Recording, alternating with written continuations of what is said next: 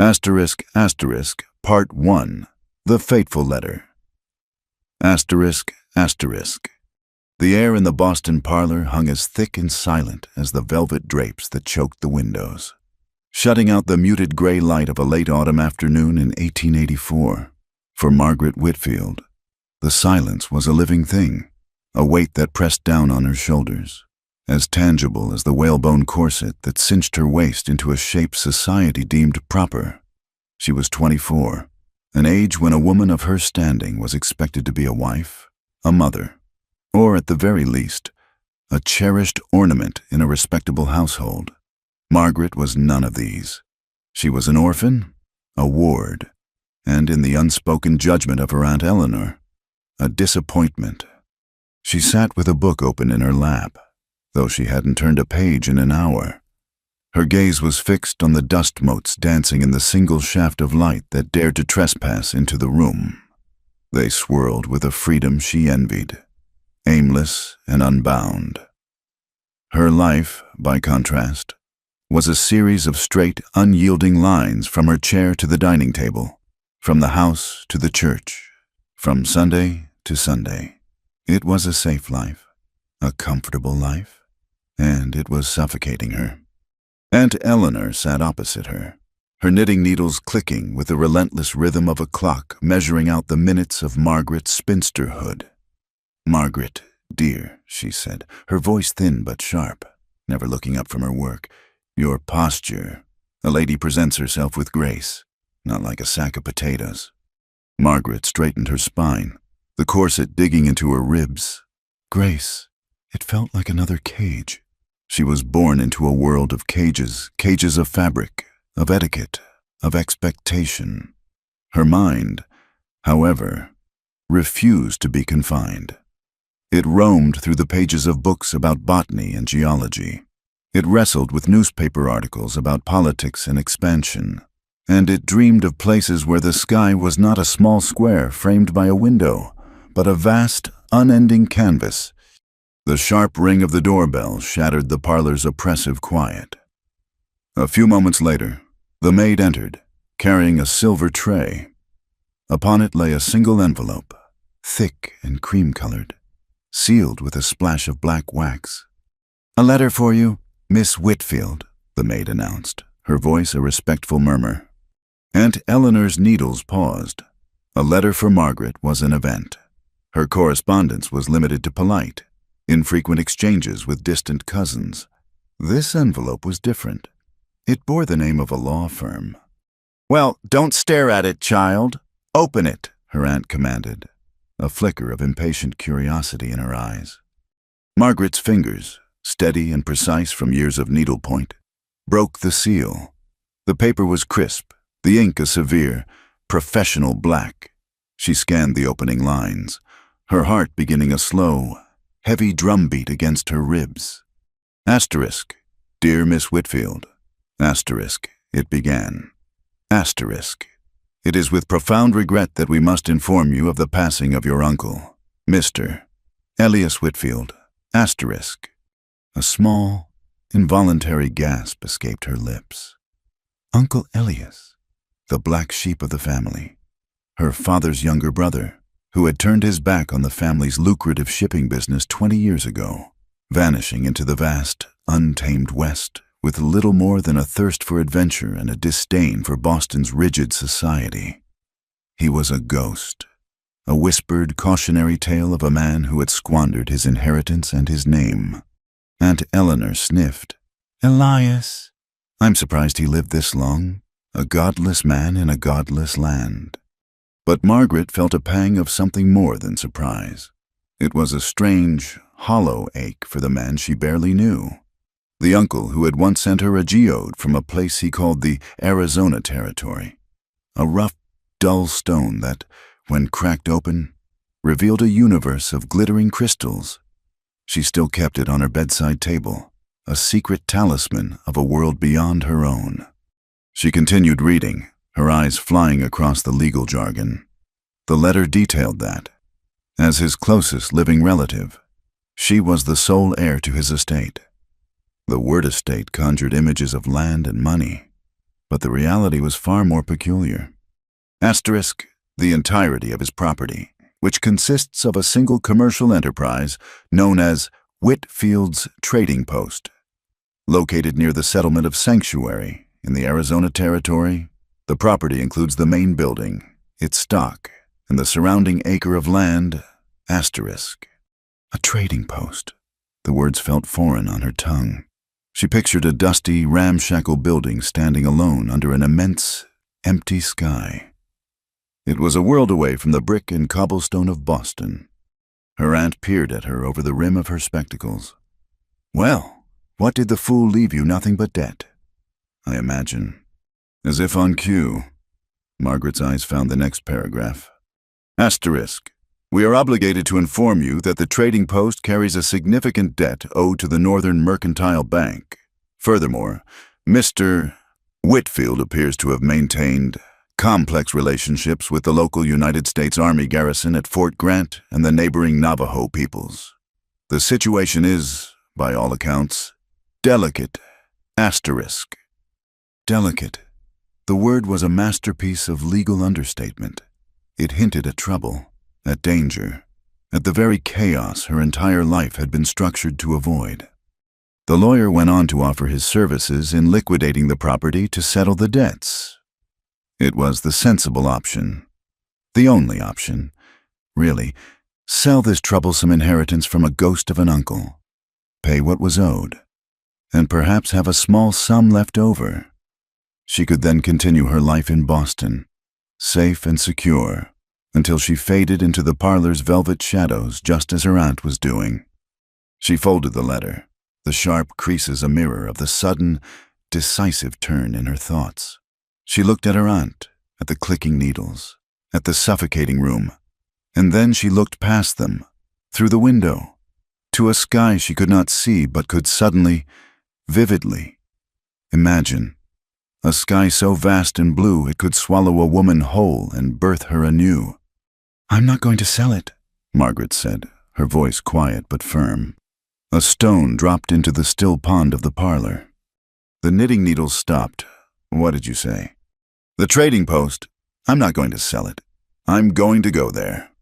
Aunt Eleanor stared at her as if she had just sprouted a second head. "Don't be absurd. A single woman, traveling to that savage place? It is unthinkable. It is scandalous. You would be ruined." "I am already ruined, Aunt," Margaret replied, the truth of the word surprising even herself. "I am 24 years old with no prospects, no passion, and no purpose other than to ensure my posture is acceptable. I would rather be ruined in a place where I can breathe than be preserved in a place where I cannot." The argument that followed was long and bitter, but it was like a summer storm breaking against a granite cliff. Margaret's resolve, once formed, was unshakable. For the first time in her life, she was not bending to the will of another. She was charting her own course. The letter was not a burden, it was a map. The inheritance was not a debt-ridden building, it was a key. 2 weeks later, Margaret Whitfield stood on the platform of a train station, a small trunk at her feet containing all she had chosen to keep of her old life. She wore a practical traveling dress of dark wool, her hair pinned up simply, free from the intricate constructions her aunt favored. The journey west was a blur of noise and motion, a slow, relentless shedding of her former self.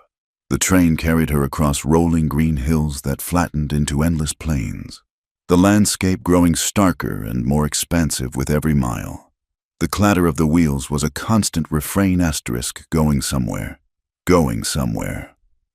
From the end of the rail line, she took a stagecoach, a bone-jarring, dust-choked affair that rumbled through a world of red rock and thorny brush.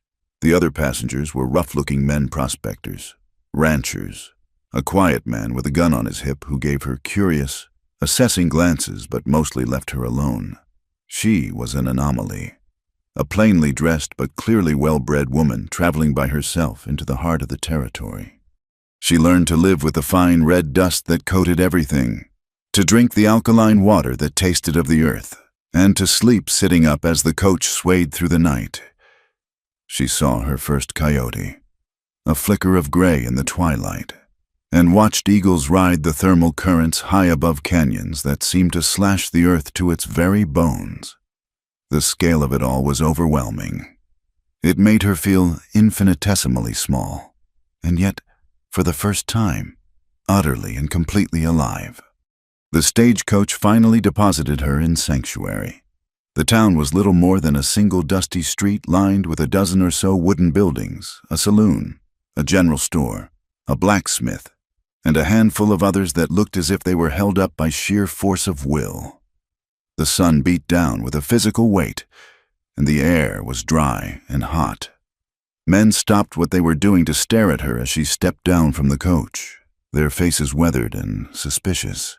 This was not a place that welcomed outsiders easily. Following the directions the lawyer had provided, she found Whitfield's trading post at the far end of the street, set slightly apart from the rest of the town. It was a long, low building made of thick adobe walls, with a sturdy plank roof and a wide, covered porch. It looked solid, permanent, like it had grown out of the red earth itself. It was not the ramshackle hut she had imagined. It had a quiet dignity. Her uncle's folly, perhaps. But it was a folly built to last. With her trunk left on the porch, she pushed open the heavy wooden door. The air inside was cool and smelled of dust, tanned leather, coffee beans, and something else, a faint, spicy scent like cedar and sage. Sunlight streamed through the dirty windows, illuminating the interior in hazy shafts. Shelves lined the walls, some still holding goods, tins of coffee, bolts of calico, sacks of flour, while others were empty. A thick layer of dust covered everything. In the center of the room stood a heavy wooden counter, its surface scarred with the knife cuts and coin marks of countless transactions. It was a place of ghosts. She could almost feel her uncle's presence, see him standing behind that counter, a man who had traded Boston certainties for this. She ran a hand along the worn wood, feeling a connection to him, a flicker of understanding. She moved through the main room, her footsteps echoing in the silence. A door at the back led to a small, Spartan living area, a simple cot, a table with one chair, a cold wood-burning stove. This was where he had lived. This was where he had died. Another door, smaller and set into the far wall of the living quarters, was slightly ajar. Curiosity, stronger than any sense of trepidation, pulled her toward it. It opened into what must have been a storeroom. It was darker in here, the air thick and strangely metallic, like the scent of old blood. And then she saw him. On a pallet of blankets in the corner, a man lay utterly still. He was Navajo, his heritage clear in the strong lines of his jaw and cheekbones, the copper tone of his skin. A fall of straight, jet-black hair was spilled across the dusty blanket. He was stripped to the waist, wearing only a pair of worn buckskin trousers, and his torso was a terrifying landscape of injuries, both old and new. Long, faded white lines crisscrossed his skin scars from knives or arrows. She couldn't tell, but it was the newer wounds that made her breath catch in her throat. A dark, ugly bruise spread across his ribs, and a makeshift bandage on his shoulder was stained with a dark, ominous patch. He was breathing, but it was a shallow, ragged sound, a struggle for every gasp of air. Margaret stood frozen in the doorway, her heart hammering against her ribs. The lawyer's words echoed in her mind, complex relationships. A delicate situation. Here was the delicate situation, lying wounded and perhaps dying in the back room of her new home. Every instinct she had inherited from her life in Boston screamed at her to turn, to run, to find the sheriff, to rid herself of this dangerous complication. But as she looked at the man on the floor, she didn't just see a savage, as her aunt would have called him. She saw a human being, broken and in pain. And she saw the story of this land written on his very skin, a brutal, violent history etched in a map of scars. Her decision in the Boston parlor had been an act of will, a theoretical leap into the unknown. This, she realized, was the first true test. This was the moment her new life began. Slowly, deliberately, Margaret Whitfield closed the door to the street, shutting out the world she knew. She walked back into the storeroom, knelt beside the unconscious warrior, and began to think about how to save his life. Part 2. The Man in the Sickbed, For a long moment, Margaret remained frozen, the dust of the storeroom seeming to settle in her lungs, making it hard to breathe. The world she had known, a world of polite conversation and predictable days, had vanished, replaced by the stark reality of this dark room and the dying man on its floor. The rasp of his breath was the only sound, a fragile thread of life in the profound silence of the trading post. Panic, cold and sharp, pricked at the edges of her composure. The teachings of her aunt, the ingrained prejudices of her society, rose up like a chorus of ghosts. An Indian, a savage, dangerous. They were words spoken with absolute certainty in Boston parlors, axioms of a world that believed itself civilized. But here, under the Arizona sun, the words felt hollow. What she saw was not a savage. She saw a man laid low, his body a testament to a life of brutal hardship. Her paralysis broke. This was not a problem of social etiquette. It was a matter of survival, his survival. Her mind, so long starved for purpose, seized the task with a desperate clarity. First, light. She retreated to the main room, her hands trembling slightly as she found one of her uncle's old kerosene lamps. After a few tries, she coaxed a flame to life, the warm, yellow glow pushing back the shadows. With the lamp held high, she returned to the storeroom. In the steady light, the man's condition looked even more dire. His skin was hot to the touch, dry with fever. The bandage on his shoulder was a crude affair, little more than a strip of torn shirt, and the wound beneath it was angry and inflamed. It needed to be cleaned. He needed water. She moved with newfound purpose.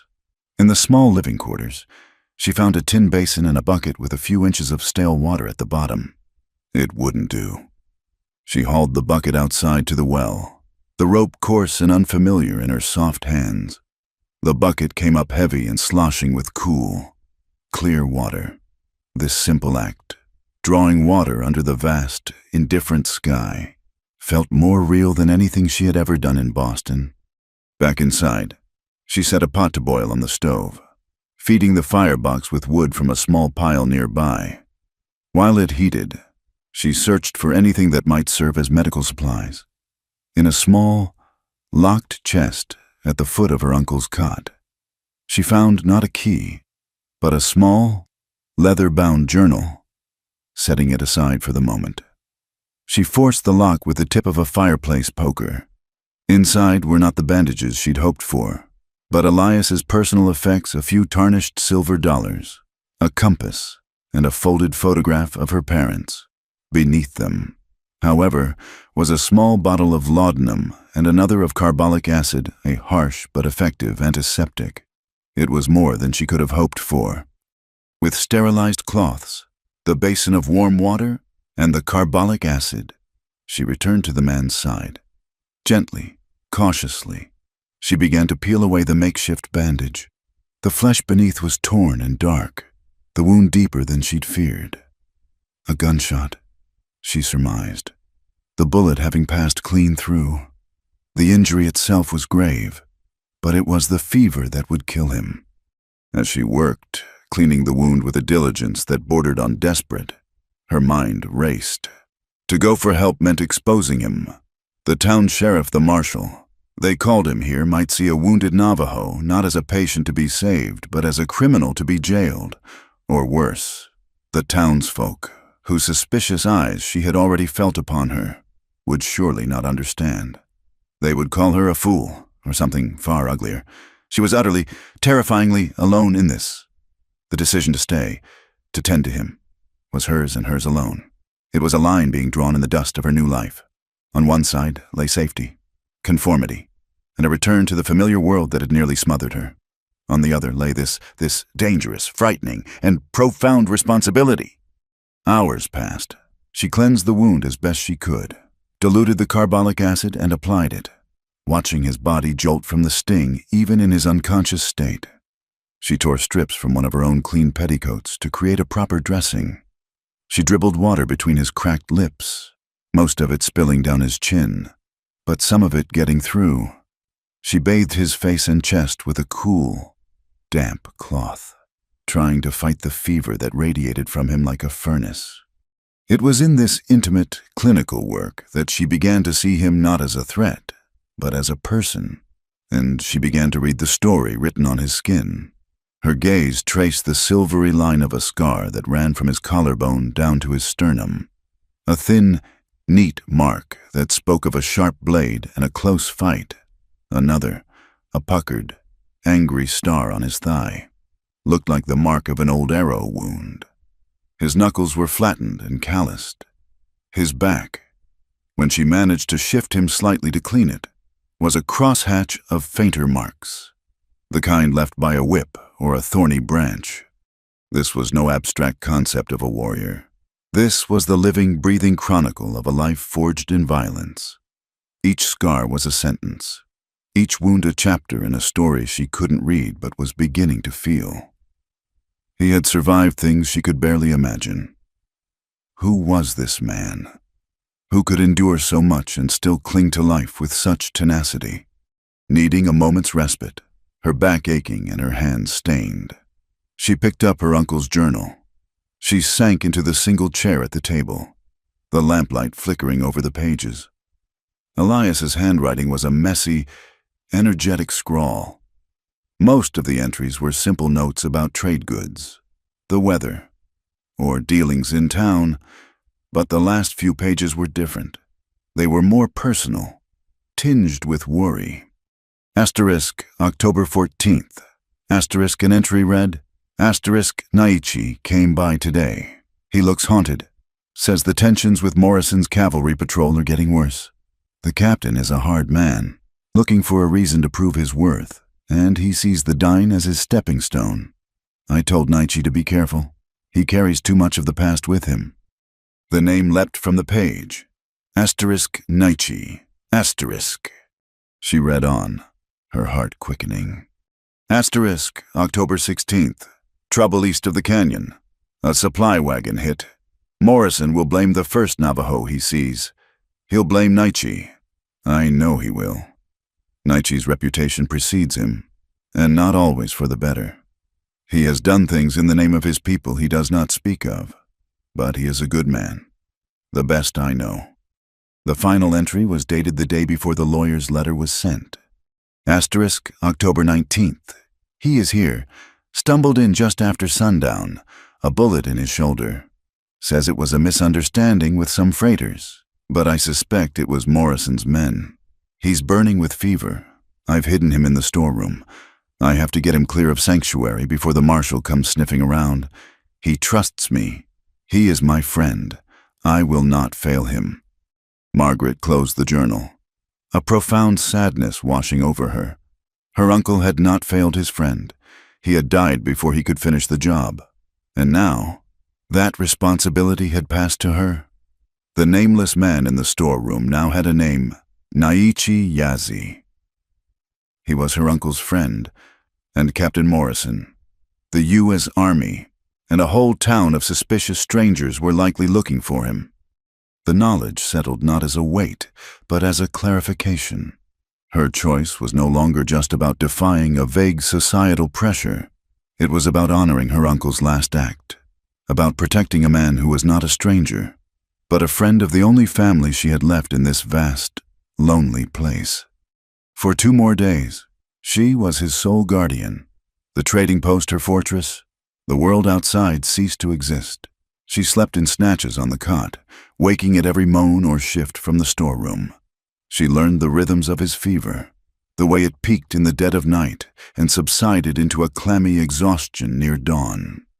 She forced broth, water, and a few drops of laudanum for the pain past his lips. Slowly, painstakingly, she began to win the battle. The heat of his skin lessened. The angry red around his wound began to fade, and his breathing deepened, losing its ragged edge. On the third day, a sharp rap on the front door sent a jolt of ice through her veins. She quickly covered Naichi with a spare blanket, pushed the storeroom door almost completely shut, and smoothed her apron, trying to calm the frantic beating of her heart. She opened the main door a crack. A tall man stood on the porch, a silver star pinned to his vest. He had a weathered face, a drooping mustache, and pale blue eyes that seemed to take in everything at once. "Ma'am," he said, tipping his hat. "Marshal Brody? Just wanted to officially welcome you to Sanctuary. Heard you were Elias's niece."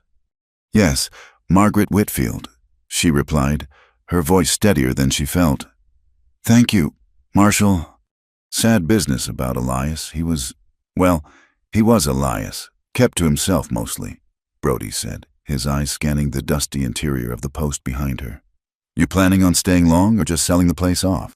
"I haven't decided yet," she lied, praying he wouldn't ask to come in. "I'm still taking stock of things." "Right. Well, a word of advice. Miss Whitfield, this ain't Boston. Be careful who you trust. Elias had dealings with all sorts. Some of them, not the kind a lady like yourself should be involved with." His gaze was pointed. He knew something, or suspected it. "I'll keep that in mind." "Marshal," she said, forcing a polite smile. He nodded, seemingly satisfied for the moment. "If you need anything, my office is just next to the saloon. You let me know." He tipped his hat again and walked away, his spurs jingling softly in the quiet street. Margaret closed the door, her back pressing against it as she exhaled a breath she hadn't realized she was holding. The danger was real. It had a name and it wore a star. That night, the fever finally broke. She was changing the dressing on Naichi's shoulder when his eyes fluttered open. They weren't the unfocused, delirious eyes of the past few days. They were dark and clear, and they were staring directly at her. For a heartbeat, there was only silence. His gaze held a mix of profound confusion and deep, primal alarm. He was a warrior, and he had woken up wounded and weak in an unfamiliar place, with a white woman leaning over him. His eyes darted around the dim room, taking in the shelves, the lamplight, and then locking back onto her face. He tried to push himself up, a low groan escaping his lips as pain shot through his shoulder. "Be still," Margaret whispered, her voice gentle but firm as she placed a hand on his uninjured arm. "You're safe here. You've been very ill." He did not relax, but his effort to rise subsided. He stared at her, his expression unreadable, a mask of guarded intensity. There was no gratitude in his eyes, only a deep, wary assessment.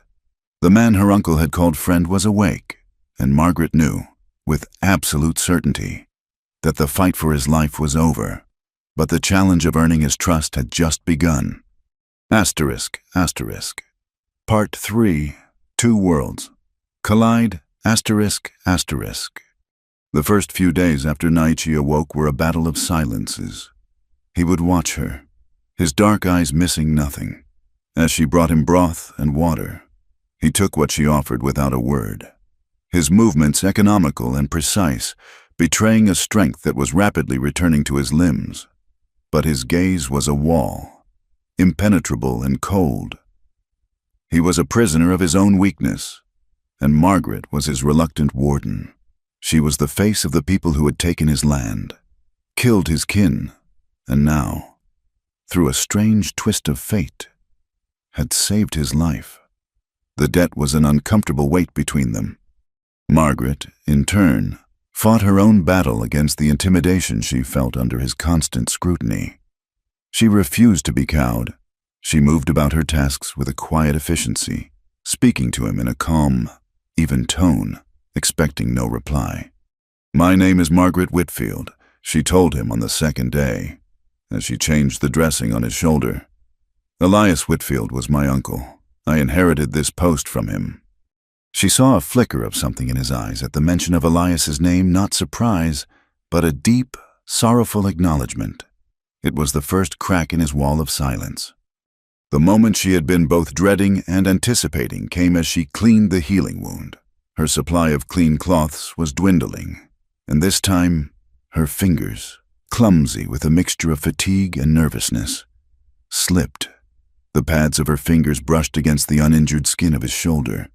The contact was brief, accidental, but it sent a strange jolt through her. His skin was not like any she had ever touched. It was warm, smooth, and firm, the color of rich, sun-baked earth. It felt alive, radiating a vitality that stood in stark contrast to the pale, almost translucent skin of the men she had known in Boston. She pulled her hand back as if burned, a faint blush rising to her cheeks. For an instant, their eyes met. She saw confusion in his gaze, a questioning look that mirrored her own. She felt a sudden, dizzying curiosity. This man's body, so different from her own, was a landscape of experience, marked by hardship and survival. The touch, so simple and clinical in its intent, had become something else entirely. It was an awakening of a sense she didn't know she possessed, a sudden awareness of the profound and unbridgeable difference between their two worlds, and yet the undeniable reality of their shared humanity. She quickly finished her task, her hands suddenly feeling large and awkward. "Your uncle, he called you Naichi," she said, her voice barely a whisper, using the name from the journal as a bridge. He remained silent, but the hardness in his eyes softened almost imperceptibly. He had not offered his name, but he did not correct her.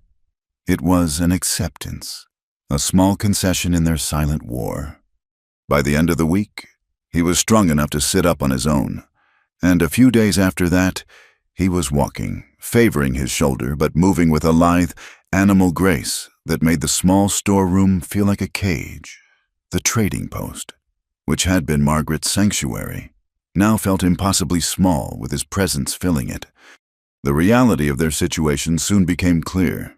The sacks of flour and beans were dwindling. The money from her uncle's chest would not last forever. The trading post could not remain a silent, shuttered hospital. It had to become a business again, or they would both be destitute. "I have to open the post," Margaret announced one morning.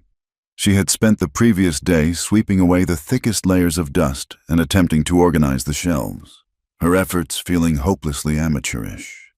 Naichi was sitting at the small table in the living quarters, his back straight, his posture one of patient observation. "You do not know the trade," he said. It was not a question or a criticism, but a simple statement of fact. His voice was deeper than she had imagined, a low rumble that seemed to carry the resonance of the canyons. "No," she admitted, turning to face him. "I do not. I know books and needlepoint and which fork to use at dinner, none of which seems particularly useful here. But I am not helpless. I can learn." He studied her for a long moment, his gaze assessing her determination. Then, he gave a slight, almost imperceptible nod. "The Bilagana, the white people, they will trade for flour, coffee, sugar, and metal goods. They pay with cash. When they have it." He paused. "The Dainan. My people, they trade for those things, but also for colored cloth, velvet, and beads. They bring wool blankets, silver jewelry, and baskets." Elias understood the value of both. And so began their unlikely partnership. Naichi, still healing, became her tutor. From a chair placed strategically on the porch, he would watch the approach of any potential customers. "An army wife," he would murmur as a woman from the nearby fort walked up the street. "Offer 2 cents less per yard on the calico." "Her husband is a sergeant. His pay is small." "This is a Navajo silversmith," he'd say as a man with long, graying hair and hands stained with his craft approached. "His work is good. Do not insult him with a low price for his wool. Offer him flour and the blue velvet he favors for his wife." Margaret was a quick study. She learned to weigh goods, to haggle without being disrespectful, and to differentiate between a finely woven blanket and a mediocre one. She learned a few words of the Navajo language. Ya at e for hello. Ahe. For thank you her pronunciation stiff and foreign. But her effort was noted and appreciated by the Navajo customers who had trusted her uncle. The trading post slowly came back to life. The bell above the door began to jingle again, and the shelves started to empty and be restocked. But with the renewed activity came renewed attention. Sanctuary was a small town, and a mystery was more valuable than gold. The presence of an unmarried white woman from the east was a novelty. The fact that she was successfully running the trading post, a place that had been shuttered for weeks, was a source of endless speculation. Whispers started in the general store and blossomed in the saloon. They said she was eccentric, that she was above herself. Mrs. Gable, a woman whose face was perpetually pinched with disapproval, made it her mission to observe the trading post from behind the curtains of her parlor across the street. One afternoon, the bell on the door jingled, and Margaret looked up to see Reverend Miller standing there, his hands clasped over a round belly. He was a man who carried his piety like a shield, his smile benevolent but his eyes cold and judgmental. "Miss Whitfield," he began, his voice smooth and practiced. "A pleasure to see you breathing life back into this establishment. I've come to welcome you properly to our small community and to offer the spiritual guidance of my church." "Thank you, Reverend," Margaret said, her hands resting on the counter. She had a feeling this was not a social call. "Your aunt, Mrs. Eleanor Whitfield, has written to me," he continued, his smile tightening. "She is most concerned for your welfare and for your soul. She worries you are alone here, without proper protection or guidance." "My aunt worries a great deal," Margaret said evenly, "but I am quite capable of looking after myself." Of course," the Reverend soothed. "But this is a rough land. My dear, it is not Boston. There are influences here that can lead a fragile spirit astray. People are talking. They say you are keeping company that is unsuitable for a Christian woman." His meaning was as clear as the glass in the window.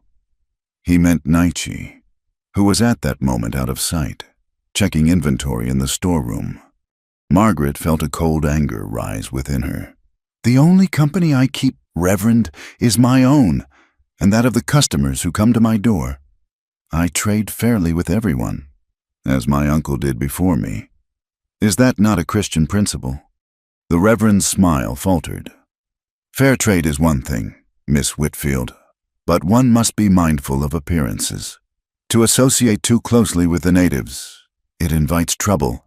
It sets a poor example, for your own good. I urge you to be cautious." He placed a small pamphlet on the counter. "Our Sunday service is at 10. I hope to see you there." He left, and the bell's jingle sounded like a final warning. The rift was no longer a possibility. It was a fact. The society she had been born into was closing its doors to her, one judgmental glance and one veiled threat at a time. She looked at the pamphlet asterisk, "Finding Salvation in a Savage Land" asterisk, and swept it into the trash. In the evenings, after the last customer had gone and the heavy wooden bar was dropped across the door, a fragile peace would descend on the trading post. This became Margaret's favorite time of day. She and Naichi would often sit on the porch, watching the sun bleed across the sky, setting the distant red rock mesas on fire. The silence between them now was different. It was no longer a weapon or a wall, but a shared space, a comfortable quiet born of mutual respect and the shared experience of their strange, intertwined lives. Sometimes he would speak, telling her the Navajo names for the constellations that pricked the darkening sky. He would point out the sacred mountains that bounded the Navajo world, explaining their significance with a simple reverence that moved her. In turn, she would tell him about the ocean, trying to describe the sheer, endless expanse of gray water, the taste of salt on the air, the cry of gulls. To him, who had only ever known this vast, dry land, her world was as alien as his was to her. "You read many books," he observed one evening, nodding toward the small volume of poetry she had brought with her from Boston. "Yes," she said, They were my only escape. Escape from what? From a life that felt like a cage. She answered honestly. A beautiful, comfortable cage, but a cage nonetheless. He was silent for a long time, watching the last sliver of sun disappear behind the mountains. My people were put in a cage once, he said, his voice low, at a place called Bosque Redondo. It was not beautiful or comfortable. She had read about it the long walk, the forced internment of the Navajo people years ago, but hearing it from him, the quiet pain in his voice made the historical fact a living wound. She said nothing, knowing that no words she could offer would be adequate. She looked at his profile in the fading light, the strong line of his nose, the resolute set of his jaw. She thought of the scars his body carried, and the deeper, invisible scars he carried in his soul. Her cage had been one of velvet and lace, his had been one of starvation and death. And yet, here they both were, sitting on this porch, two survivors of different worlds, finding a strange, quiet solace in each other's company. A profound sense of peace settled over her, a peace she had never known in the manicured gardens and silent parlors of Boston. It wasn't the peace of safety or security. It was the peace of purpose, of standing on her own 2 feet in a world that was vast and dangerous, but also filled with a raw, breathtaking beauty. She had come west seeking freedom, and she was beginning to find it, not in the empty landscape, but in the quiet moments shared with the man beside her. Asterisk, asterisk, Part 4. She'd never seen a man's body, asterisk, asterisk. The weeks bled into a month, and a rhythm settled over the trading post, as steady and quiet as a slow heartbeat. The days were for work, for the careful dance of trade and barter, the exchange of goods and brief, polite conversations. But the nights belonged to the Nituem. The evenings on the porch had become a silent, necessary ritual, a time to shed the day and simply be. The sun would set, the stars would emerge, and in the shared darkness, the space between their two worlds seemed to shrink. Naichi's wound was all but healed. The angry gash had closed, leaving behind a puckered, deep red scar that would, in time, fade to the silvery white of his other marks. The routine of her tending to it was no longer a necessity, but a habit neither of them seemed willing to break. It was a moment of quiet focus, a reminder of their strange beginning. One evening, after she had barred the door and the last of the light had drained from the sky, she brought the lamp and the small tin of healing salve to the living quarters. Naichi was waiting, sitting on a low stool by the cold stove, as he had done countless times before. He pulled his cotton shirt over his head, his movements fluid and unself-conscious. Margaret knelt before him, just as she had that first night, but everything was different now. Then, he had been a nameless, unconscious figure, a problem to be solved.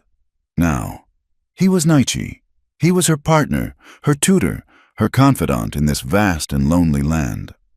She dipped her fingers in the cool, herbal salve and gently applied it to the new scar. The clinical nature of the task had long since faded, replaced by a familiar intimacy. Her hands knew the landscape of his shoulders, the hard muscle beneath the skin, the varying textures of old scars and healthy flesh. But tonight, as her work finished, her hand stilled. Her gaze drifted from the new scar to the old ones. She saw them not as separate injuries, but as a sprawling, interconnected map, a long, straight line that sliced across his ribs, a cluster of small, jagged marks high on his chest, the faint, lattice-like pattern on his back she had only glimpsed before. They were a language she did not know, telling a story of a life she could not comprehend. The words came out before she could stop them, a quiet confession into the lamp-lit silence. "I've never seen a man's body before," she murmured, her eyes still fixed on the scar across his ribs. "Not really. In Boston, men are just suits of clothing. They're hidden. All you ever see are their hands and faces." A hot wave of embarrassment washed over her the moment the words were out. It was a shockingly intimate admission, a transgression of every rule of propriety she had ever been taught.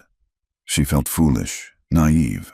She expected him to laugh or to pull away, to cover himself and end this strange ritual for good. She risked a glance at his face. Naichi did not move. He did not speak. He did not even seem to breathe. He simply watched her, his expression unreadable in the flickering light. There was no judgment in his eyes, no mockery. There was only a profound stillness, a silent gravity. His silence was not an absence of response. It was the response itself. It was permission. It was a quiet offering of trust so absolute it stole the air from her lungs. He was giving her leave to look, to understand. Her hand, which had frozen in embarrassment, slowly, tentatively, lifted again. This time, it was not the doctoring hand of a nurse. It was the hand of a scholar, a cartographer faced with a new and uncharted world. She let the tips of her fingers rest on the old, white line across his ribs. The scar tissue was smooth, cooler than the surrounding skin. "A knife," she whispered. He gave a single sharp nod. Her fingers traced the scar's path, feeling the hard bone of his ribcage beneath. She imagined the moment of impact, the searing pain, the struggle for life that must have followed. She moved higher, to the jagged cluster of marks on his chest. They felt different, rougher. "Shrapnel," he said, his voice a low rumble. "From a soldier's cannon." She flinched, her hand pulling back. He had fought the army. He had fought men who looked like her, who came from her world. The reality of the chasm between them was suddenly, violently present. But he remained still, his patience a silent reassurance. Hesitantly, she resumed her exploration. Time seemed to dissolve. The lamp hissed softly, the only sound in the room. Her touch became bolder, driven by a deep, aching need to comprehend the life this body had endured. This was not a caress of affection. It was an act of reading. She was learning his history through her fingertips. She touched the puckered circle on his thigh, a wound she had noticed in the early days, an arrowhead. She felt the thick, ropey muscle of his arms that had drawn a bow, guided a horse, and held him up through unimaginable pain. She turned her attention to his hands, taking one of hers. She traced the calluses on his palms, the flattened knuckles, the faint white lines that spoke of smaller, more frequent battles. These hands had created the beautiful silver jewelry he sometimes brought to the post to trade. They had also known violence. They were hands that knew how to both build and destroy. Finally, she moved behind him, her knees brushing the floor as she looked at the map on his back. The faint, crisscrossing lines were more visible up close. They were old, almost faded completely into his coppery skin. She didn't need to ask. She knew what they were from. The stories of the taming of the West were not just in books. They were written here, on his skin. A wave of emotion so powerful it made her dizzy washed over her sorrow, anger, and a profound, humbling awe. Her own struggles, the velvet cage she had so desperately fled, seemed like a child's fantasy next to the brutal reality etched into this man's flesh. Her touch softened. The academic curiosity began to dissolve, replaced by something far more elemental. Her fingers were no longer just reading, they were communicating. They were offering a silent apology for the cruelty of her people. They were expressing a wordless reverence for his survival, for the sheer, indomitable strength of his spirit. She was no longer exploring a man's body. She was communing with a man's soul. The air in the room grew thick, charged with the weight of everything unspoken between them. She was acutely aware of the warmth of his skin, the scent of wood smoke and sage that clung to him, the sound of his steady, even breathing. He remained completely still, a statue of living rock, allowing her this unprecedented intimacy, this silent confession. He was giving her a piece of himself that he had likely never given to anyone, a truth more raw and honest than any story he could tell. When she finally drew her hands away, the silence they left behind was vast and ringing. She felt drained, as if she had run for miles. She couldn't look at him. She stood up, her legs unsteady. "Thank you," she whispered to the floor, the words feeling pitifully small. She fled to her cot in the corner of the room, pulling the thin blanket up to her chin, her back to him. She heard the soft rustle of his shirt as he put it back on, and then the quiet sound of his footsteps as he retreated to his own blankets in the storeroom. Sleep did not come. Her mind was a whirlwind of images and sensations, the feel of scar tissue, the warmth of his skin, the immense, patient stillness of him. She had crossed a line, a boundary she didn't even know existed, and she could never go back. When she finally did drift off, her dreams were vivid and strange. She dreamt she was in a vast canyon at twilight, the rock walls around her glowing red. She reached out to touch them, and the stone was warm and smooth, like skin. She felt no fear, only a sense of profound belonging, as if the landscape itself was holding her. A voice echoed in the canyon, speaking a language she didn't know, but the meaning was clear in her heart. "You are safe here. You are known."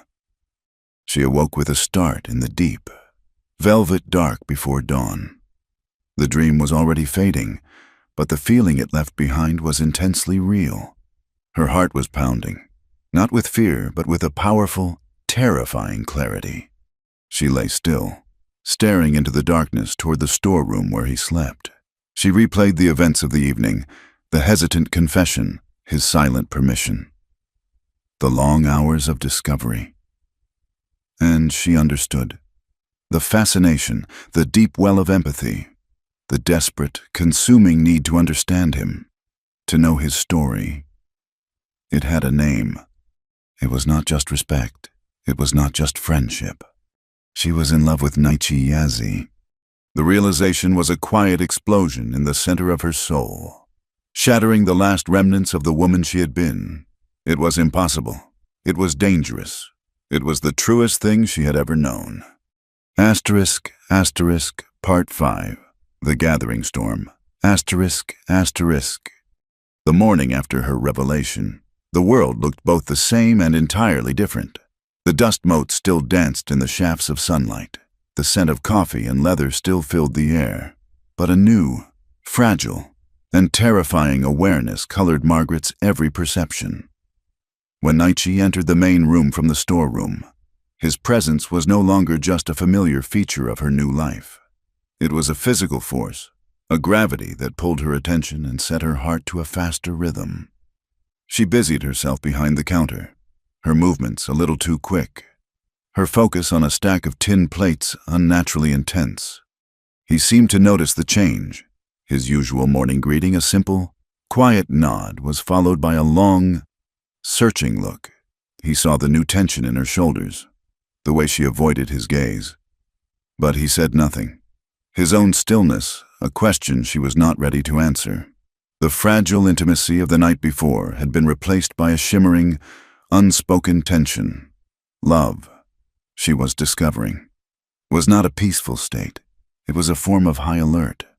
Their uneasy silence was shattered just before noon by the sound of approaching horses. It was not the slow, ambling walk of a single rider, but the rhythmic, synchronized beat of a patrol. A knot of ice formed in Margaret's stomach. She looked at Naichi. His face had become a mask of stone, his eyes fixed on the door, his posture instantly shifting from one of quiet repose to coiled readiness. 4 soldiers in dusty blue uniforms reined in their horses directly in front of the trading post. They were led by an officer whose uniform was a little crisper, his back a little straighter than the others.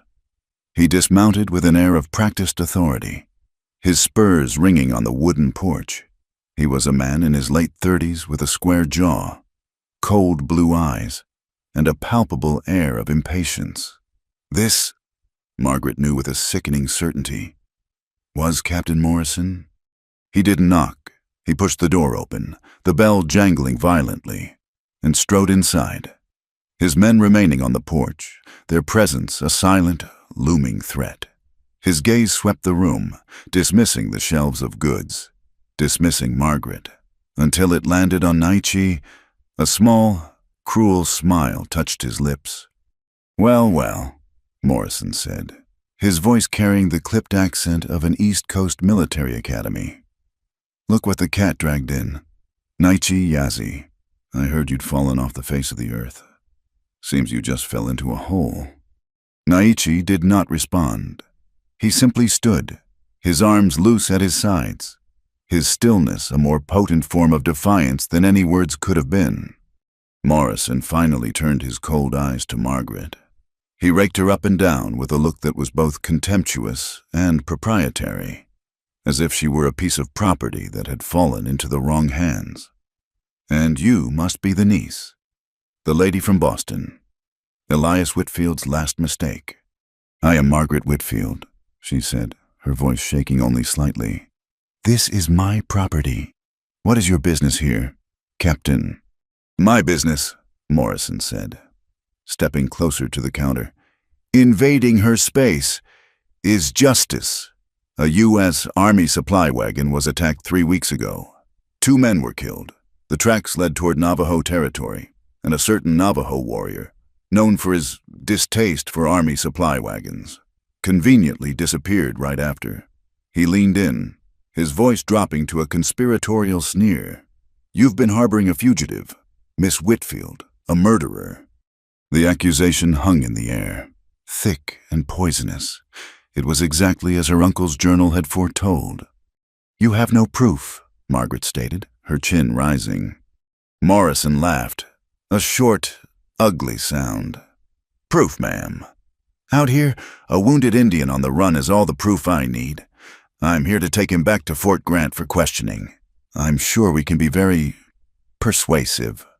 "He has been here under my care for nearly a month," she countered, her mind racing.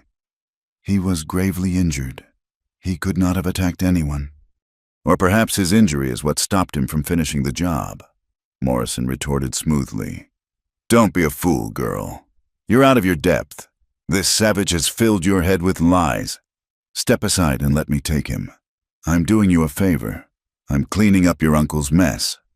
Margaret looked from Morrison's smug, cruel face to Naichi. He was still silent, watching, waiting. He was leaving the choice to her. This was her property, her world, and in that instant, her love for him, so new and terrifying, crystallized into something hard and unyielding loyalty. "No," she said, her voice clear and strong. "This man is under my protection. You will not take him. If you have a warrant from a judge, you may present it. Otherwise, you will leave my trading post." Morrison's face darkened with rage. To be defied by a woman, in front of his men, was an insult he could not stomach. "You are making a grave error, Miss Whitfield. You are choosing your side, and I promise you, you will regret it." He spun on his heel and stalked out, his men following, their expressions a mixture of surprise and menace. They mounted their horses and galloped away, leaving a cloud of red dust and a ringing silence in their wake. The storm had broken. The town's verdict was swift and brutal. By that afternoon, it was as if a quarantine sign had been hung on the trading post door. "Mrs." Gable was seen speaking in hushed, frantic tones to anyone who would listen on the street. When Margaret walked to the general store for supplies, the proprietor, Mr. Henderson, who had been friendly just the day before, suddenly found himself too busy to serve her. Women she had exchanged pleasantries with now crossed the street to avoid her, pulling their children close as if she were a carrier of some vile disease. The whispers followed her everywhere, * Indian lover, traitor. She returned to the trading post, her face pale, but her expression set like stone. She had known this would happen. She had read the Reverend's warning in his eyes, but knowing it and living it were two different things. She was an island, and the sea of hatred was rising around her. That evening, they did not sit on the porch. The world outside was no longer safe. They ate a silent meal of beans and stale bread inside. The heavy bar secured across the door. The unspoken love that had filled Margaret with such turmoil that morning now seemed like a distant luxury. It had been replaced by something more primal, the fierce, desperate bond of two people against the world. "They will come back," Naichi said, finally breaking the silence. He was not looking at her, but at the door, as if he could see through the thick wood. "Morrison," she asked. "Not him. Not yet. The others. The men from the saloon. The ones who call themselves a militia. They will come to teach the woman a lesson. They will come to prove they are brave." There was no fear in his voice, only a weary certainty. Margaret looked around the room, her uncle's legacy, her new home, and she knew he was right. They had made a stand, and the world would not let it go unanswered. She went to her uncle's chest and took out the one thing she had left untouched, a heavy, long-barreled Colt revolver. She checked the cylinder. It was loaded. Her hand did not tremble as she laid it on the counter. The attack came after midnight. It began with a crash of breaking glass as a rock shattered one of the front windows. Then came the voices, rough and slurred with whiskey. "Come on out, Yazzie, we got a rope for you. And we got something for your white squaw, too." Margaret's blood ran cold, but there was no time for fear. Naichi was already moving, blowing out the main lamp, plunging the room into near darkness, lit only by the faint moonlight filtering through the broken window. He pressed her against the wall behind the counter, a rifle she hadn't known existed now in his hands. "Stay down," he commanded, his voice a low whisper, an instrument of calm command in the chaos. Another crash, and the front door shuddered under the impact of a heavy log. They were trying to break it down. A shot rang out, and a bullet splintered the wooden door frame. Margaret crouched behind the counter, the heavy Colt clutched in both hands. Her heart was a wild drum against her ribs. This was real. This was not a story in a book. Men were trying to break into her home to hurt them, to kill them. With a final splintering crack, the bar across the door gave way, and the door flew open. 3 figures silhouetted against the moonlight spilled into the room. Naichi's rifle exploded with a deafening roar. One of the figures screamed and fell back out onto the porch. The other 2 scrambled for cover, firing blindly into the darkness. A bullet ricocheted off a cast-iron skillet hanging on the wall near Margaret's head, the whine of it sharp and terrifying. Then, one of them saw her. A large, bearded man she recognized from the saloon let out a triumphant roar and lunged over the counter. He was fast, and Naichi was occupied with the other intruder. He landed heavily on the floor beside her, the stench of whiskey and unwashed bodies rolling off him. He grabbed for her, a wild grin on his face. "Now, little lady," he snarled, "time for your lesson." All the propriety, all the fear, all the parts of Margaret Whitfield that belonged to Boston vanished in a blaze of pure, primal survival. She didn't scream. She didn't cower. She raised the heavy pistol with both hands, aimed it at the center of the dark mass in front of her, and pulled the trigger. The explosion was deafening in the enclosed space. The kick of the gun threw her back against the shelves, her ears ringing. The man above her made a strange, grunting sound, a sound of profound surprise. He stood frozen for a second, his wild grin still on his face, before he crumpled to the floor like a sack of grain. Silence. The other intruder, hearing the shot and his companion's fall, fired one last panicked shot into the ceiling and then fled into the night. The silence that descended was absolute, broken only by the ragged sound of Margaret's own breathing and the soft dripping of something onto the floorboards. Moonlight fell through the open door, illuminating the scene. The body of the man she had shot lay a few feet from her, still and lifeless. Naichi was at her side in an instant. "Are you hurt?" he whispered, his hands checking her for injuries. She shook her head, unable to speak. She couldn't take her eyes off the dead man. His eyes were open, staring at the ceiling, the surprise still etched on his face. A dark pool was spreading out from beneath him. She had done that. Her finger had pulled the trigger that had ended his life, extinguished his thoughts, silenced his voice forever. A wave of nausea and shock so profound it buckled her knees washed over her. She had taken a human life. The act was a chasm, a line she had just crossed from which there was no return. The woman she had been just minutes before was gone. But as Naichi helped her to her feet, his hand a firm, steady presence on her arm, another feeling rose through the shock. It was not guilt, it was not regret. It was a cold, hard, terrifying certainty. She had killed to protect him, to protect their life together. And looking from the body on the floor to Naichi's face, etched with concern in the pale moonlight, she knew, with every fiber of her being, that she would do it again. The world had declared war on them, and she had just fired the first shot of her own. Asterisk, asterisk. Part 6. Destiny's Choice, asterisk, asterisk. The aftermath of the violence was a ringing, deafening silence. The body of the man lay on the floor, a stark and terrible monument to the night's brutality. For a long, frozen moment, Margaret could do nothing but stare, the heavy Colt still warm in her hand, its weight a permanent part of her. The acrid smell of gunpowder filled her nostrils, a scent she knew would haunt her forever. It was Naichi who broke the spell. He moved with a swift, grim purpose that sliced through her shock. There was no panic in him, only the cold, practical focus of a man long accustomed to the bloody consequences of survival. "We cannot leave him here," he said, his voice low and steady. "The marshal will come with the dawn." Together, in a state of shared, silent horror, they dealt with the grim task. They wrapped the body in a spare canvas tarp and, using one of the trading post's pack mules, carried it out into the darkness of the surrounding desert. Naichi found a deep, rocky wash far from the town, a place where the coyotes and the elements would quickly erase all traces.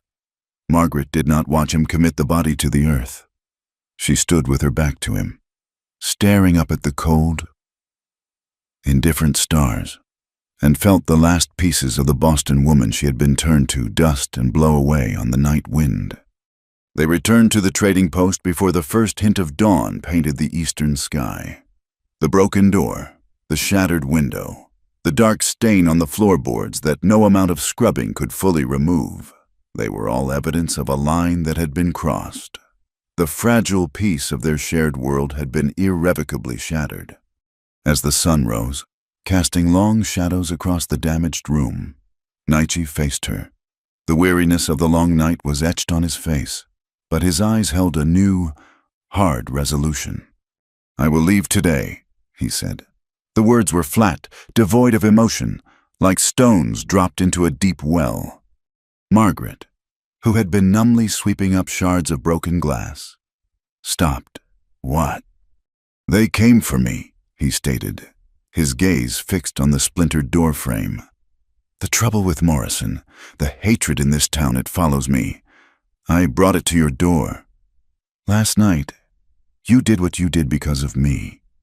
He finally looked at her, and she saw a deep, unfamiliar pain in his eyes.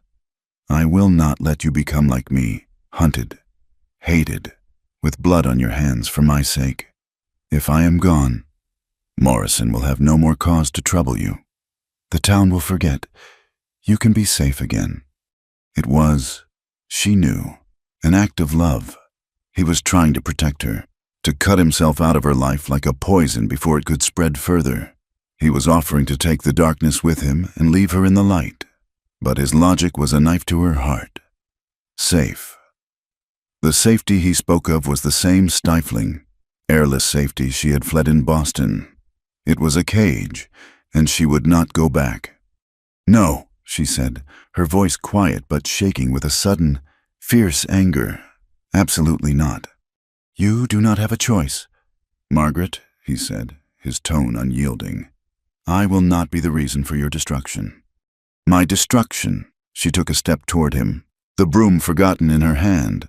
"My destruction was happening in a parlor in Boston, dying a little bit every day. My life started here." In this place, the night I chose to save yours, and you think you can just take that away from me? I am saving you from it, he insisted, his jaw tight.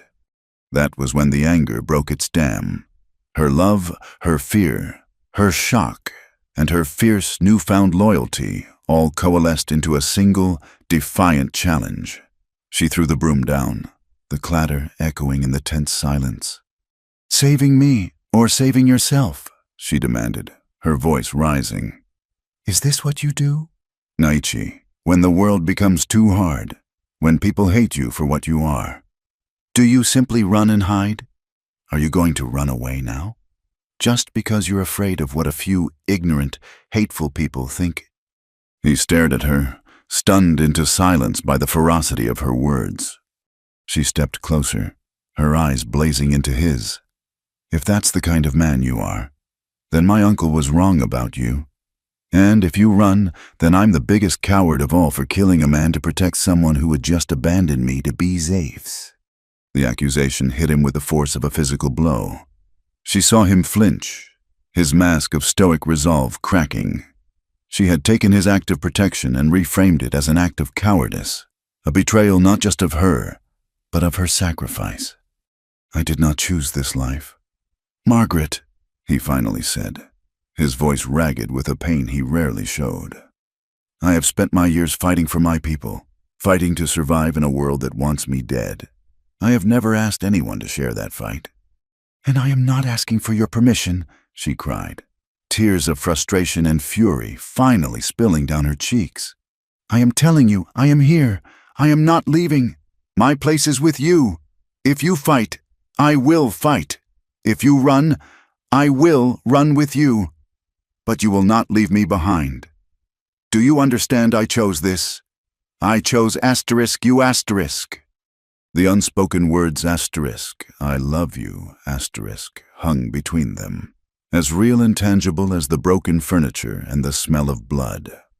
He looked at her, at this impossible woman from another world who had nursed him, defied soldiers for him, and now had taken a life for him. He saw not a fragile Eastern lady who needed protection, but a warrior in her own right, her spirit as fierce and unyielding as any he had ever known.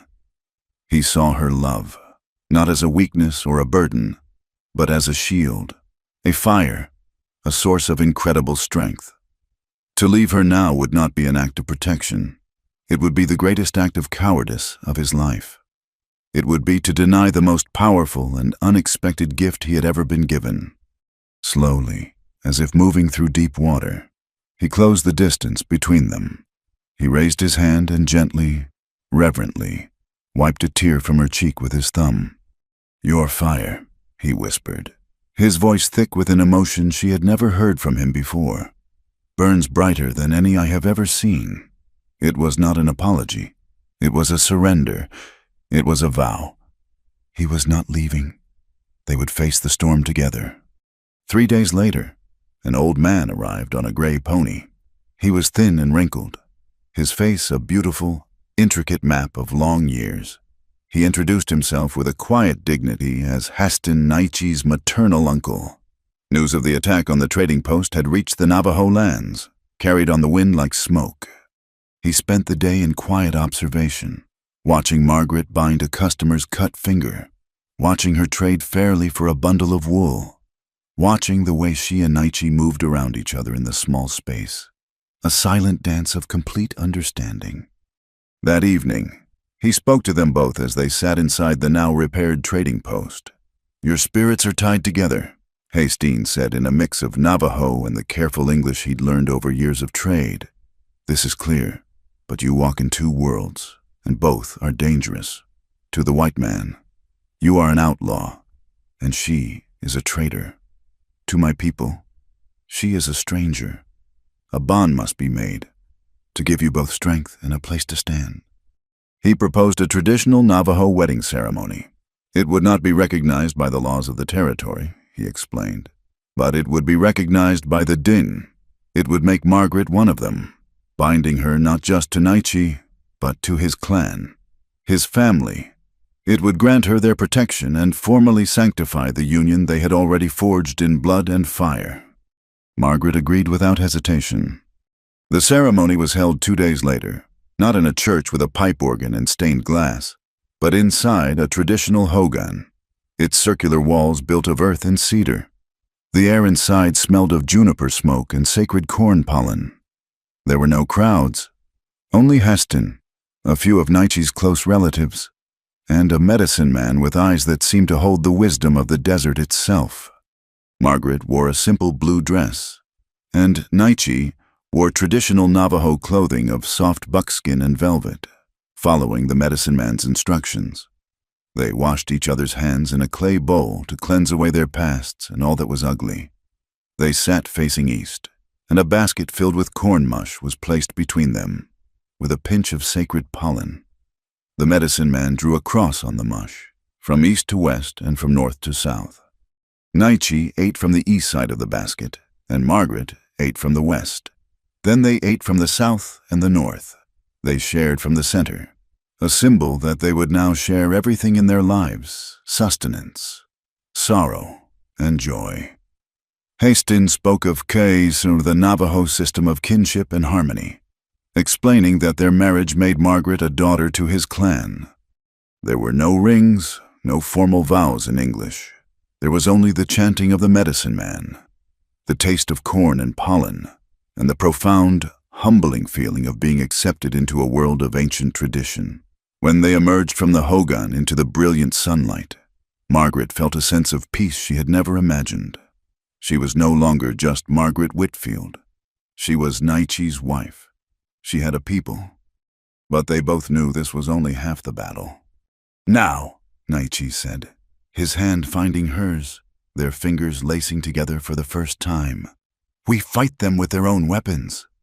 The next day, they rode south for 2 days to Tucson, the territorial capital. The city was a bustling, chaotic hub of commerce and law, a world away from the quiet dignity of the hogan. They found the office of a justice of the peace, a tired-looking man with ink stains on his fingers and a weary expression that suggested he had seen everything. He looked at them, the tall, imposing Navajo man and the determined white woman, and his expression soured with disapproval. He asked the required questions in a monotone, his pen scratching across the legal document. "Name?" "Nietzsche Yazzie." "Margaret Whitfield." The justice paused, looking up at her. "You're sure about this, ma'am?"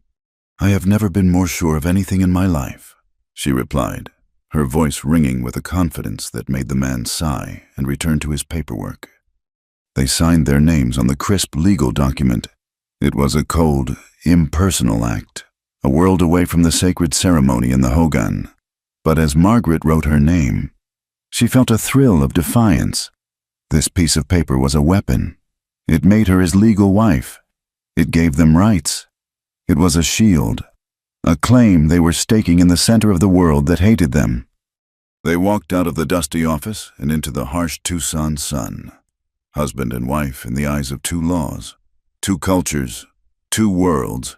The road ahead was uncertain and fraught with danger. Morrison was still out there. The town of Sanctuary was still waiting. But they would face it together, their lives no longer separate, their destinies now a single, shared path. They were a union, an impossible bridge built between two shores, and they would not let the storm wash them away. Asterisk, asterisk, Part 7, The War of Pen and Paper. Asterisk, asterisk. Returning to Sanctuary was like riding back into the heart of a silent storm. The town watched them. Their legal marriage in Tucson, a known fact, carried on the telegraph wires and the wagging tongues of stagecoach drivers. The whispers that had once followed Margaret now became a wall of cold. Hard silence. Doors closed as she passed. Eyes turned away. They were pariahs, their union an unforgivable sin in the town's unwritten Bible of prejudice. But the heavy bar across the trading post door at night felt different now. It was not just a defense. It was the gate to their own small kingdom, a world of two forged into one by law and by love. They threw themselves into the work of the post, finding a strange comfort in the familiar rhythms of trade. The Navajo people, Hearing of their union through Haston's clan came with a new sense of ownership and trust. They brought their finest blankets and silver, and their presence became a quiet, steady bulwark against the town's hostility.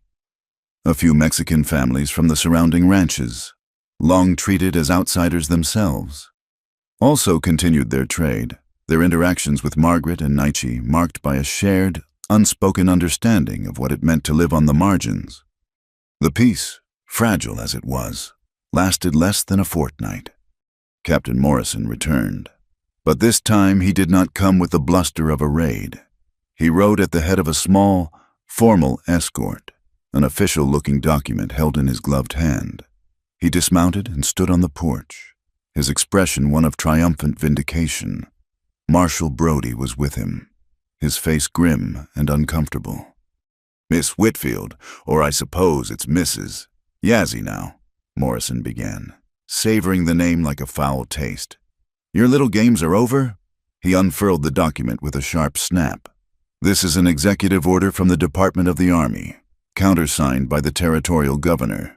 It declares this property a strategic asset, vital to the security of Fort Grant and subject to immediate military seizure for the purpose of establishing a supply depot. You are to vacate the premises within 48 hours. Margaret felt the blood drain from her face. It was a lie, a fabrication built on Morrison's influence and the territory's ingrained fear of the Navajo. He had found a way to use the law as a weapon, to evict them not with bullets, but with bureaucracy. Marshal Brody cleared his throat, avoiding her eyes. "Margaret, the order appears to be legal. My hands are tied." Naichi stepped forward, his body a rigid line of fury. His hand drifted instinctively to the knife at his belt, but Margaret put a hand on his arm, a silent command. She looked at Morrison, at the smug, assured victory on his face, and the woman from Boston, the one who understood the power of paper and ink, rose from the ashes of the gunfight. "This is my property, Captain," she said, her voice devoid of the panic she felt. "Deeded to my uncle and passed to me. You cannot simply seize the land of a United States citizen without due process." Morrison laughed. "Due process, ma'am. This is the Arizona territory, and you ceased to be a respectable citizen when you chose to side with a hostile. This order is your due process. 48 hours. He turned to leave, his victory complete. That night, the trading post was silent, but it was the silence of a war room. Naichi paced the floor, his anger a palpable force in the small space. "We can fight," he said, his voice a low growl. "My people will stand with us. We can make them pay for every inch of this ground." Margaret looked at him, her heart aching with love for his fierce, protective spirit. But she shook her head. "No," she said softly. "If we fight them with guns, we become everything they say we are. We become the savages in their story. They will hunt us down, and they will win, because they have more guns, more soldiers, and more laws written to protect them." She walked to her uncle's old writing desk, a relic of a more civilized world. She pulled out a fresh sheet of paper and dipped a pen in the inkwell. "My whole life, I was taught that the law was a shield to protect the righteous. Morrison is using it as a club. It's time," she said, her eyes meeting his, a new, cold fire in them, "that we learn to use it as a sword." For the next 2 days, while the clock on Morrison's ultimatum ticked down, Margaret did not sleep. She fought a different kind of war. First, she wrote to the Arizona citizen in Tucson. Her letter was not a plea for sympathy. It was a carefully crafted argument, a fiery condemnation of military overreach. She did not write as Naichi's wife. She wrote as Margaret Whitfield, an orphan from the East, a woman alone, who had inherited a small business and was now facing eviction by a power-hungry army captain. She wrote of property rights, of the sanctity of a citizen's home, of the dangerous precedent being set when the military could simply seize what it wanted under the guise of security.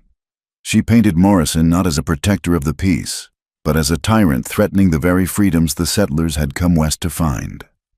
She sent the letter with a young Navajo boy on their fastest horse, promising him a silver dollar for every hour he shaved off the journey. Next, she went through her uncle's papers. She found what she was looking for, a small, worn leather portfolio containing his personal correspondence. In it was a series of letters from a Judge Lawrence Albright, a retired territorial judge living in Tucson. The letters spoke of a deep friendship, of a time Elias had helped the judge's family during a bout of fever, of a shared belief in a West built on justice, not just brute force. Her second letter was to the judge. In it, she enclosed a copy of her uncle's deed, a copy of her marriage license, and a detailed, factual account of Morrison's vendetta. From the false accusations to the mob attack, to this final legal assault, she did not beg for his help.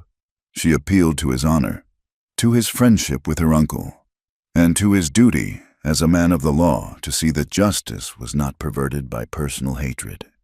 Her final battle was for the heart of sanctuary itself.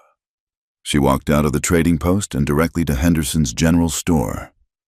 The proprietor tried to busy himself with a barrel of pickles, but she stood at his counter until he was forced to look at her. "Mr. Henderson," she said, her voice calm and businesslike. "In 2 days, the army is seizing my trading post. When they do, the Navajo trade will stop. The wool that goes to the mills, the silver that your wife so admires, the money the Navajos spend in this very store on supplies, it will be gone. Captain Morrison may feel more secure, but the purse of every merchant in this town will be a great deal lighter." She left him to his pickles and went to the blacksmith, to the saloon owner, to the freight agent, delivering the same simple, undeniable message. She was not asking for their friendship. She was appealing to their greed. The morning of the 48th hour arrived, gray and tense. Margaret and Nietzsche stood on the porch of the trading post, waiting. They were not alone. Across the street, a small group of townspeople had gathered Henderson, the blacksmith, a few others. They weren't there with guns. They were simply watching. Their faces a mixture of curiosity and a new, grudging concern. A little way down the road, a larger group of Nietzsche's kin had assembled, sitting silently on their horses, their presence a powerful, unspoken statement. Morrison arrived with a dozen men and a supply wagon, ready to begin the eviction. He saw the gathered crowd and his face tightened with annoyance, but he pushed forward, confident in the power of the document in his hand. He reined in his horse. "Time's up. Mrs. Yazzie, I trust you've packed your things." "This is still my home, Captain," Margaret replied, her voice carrying in the quiet air. "Not for long," he sneered, and gave the order for his men to dismount and begin clearing the building. As the first 2 soldiers stepped onto the porch, Marshal Brody rode up, his horse kicking up dust.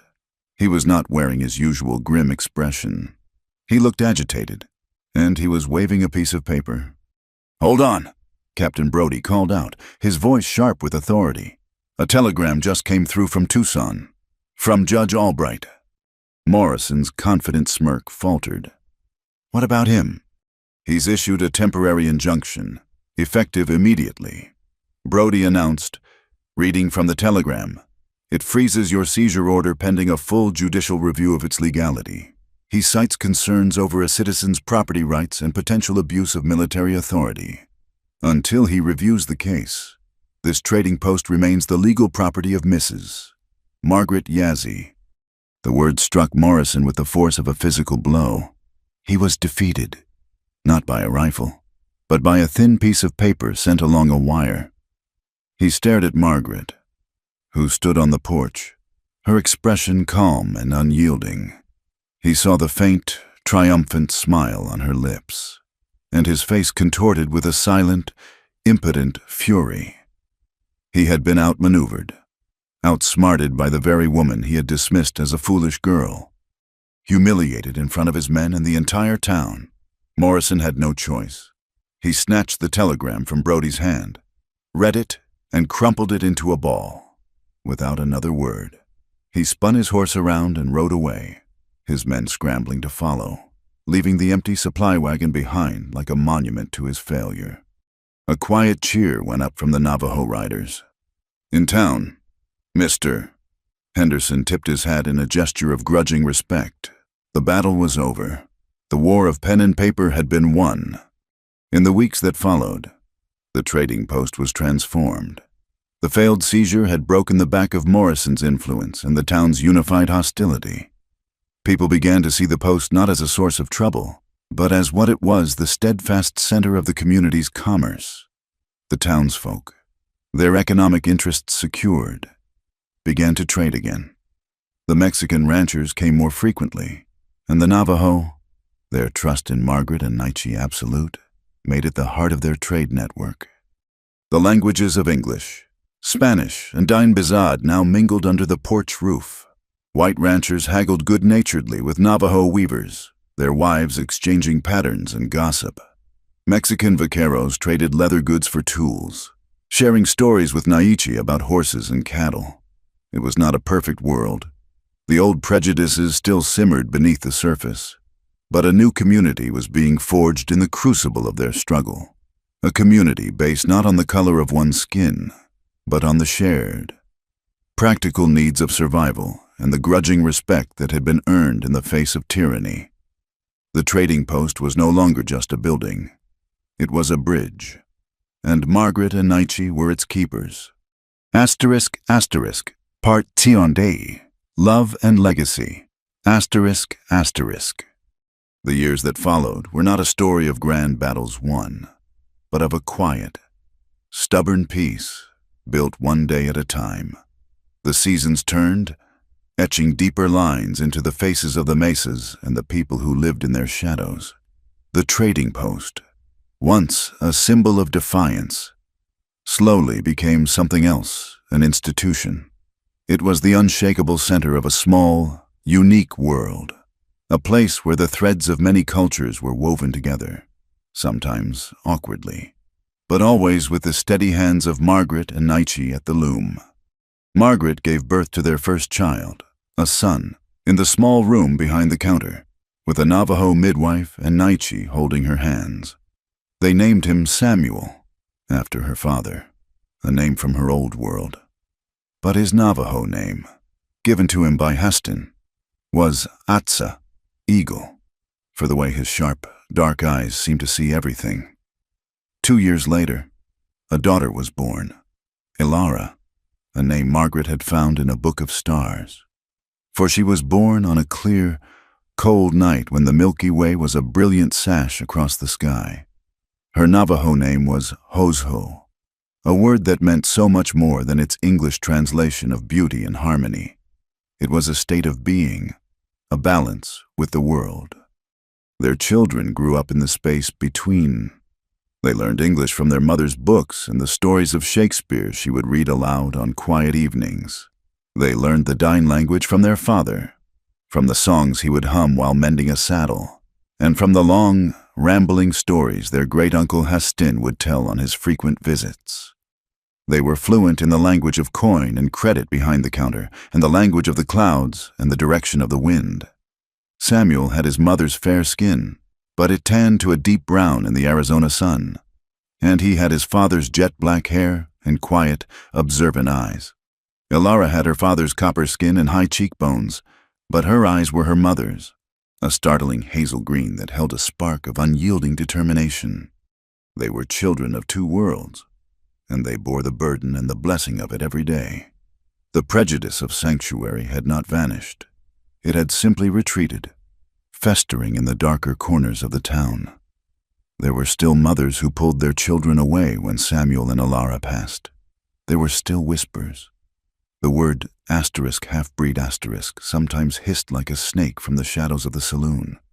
One hot summer afternoon, when Samuel was 10, he came running back to the post, his face streaked with tears and dirt, his lips split and bleeding. A group of older boys from the town had cornered him, calling him a savage and trying to cut his long black hair. Nietzsche's face became a thundercloud, and he started for the door, his hands clenched. But Margaret stopped him. "Wait," she said, her voice low. She knelt and cleaned her son's face. her touch gentle but her eyes hard as flint. She did not coddle him or tell him the boys were wrong. She looked him straight in the eye. "What did you do?" she asked.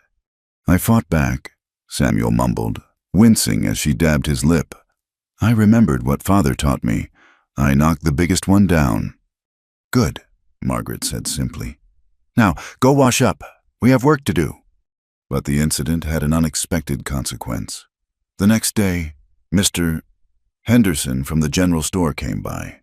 He was an old man now. His back stooped, but his eyes were clear. He didn't say anything about the fight. He just handed a sack of hard candy over the counter to Samuel. "For a brave young man." He grunted, and then, looking at Margaret, he added, "My own grandson was one of those boys. He spent last night learning a long overdue lesson about respect from the end of my belt. It was not an apology, but it was an acknowledgement.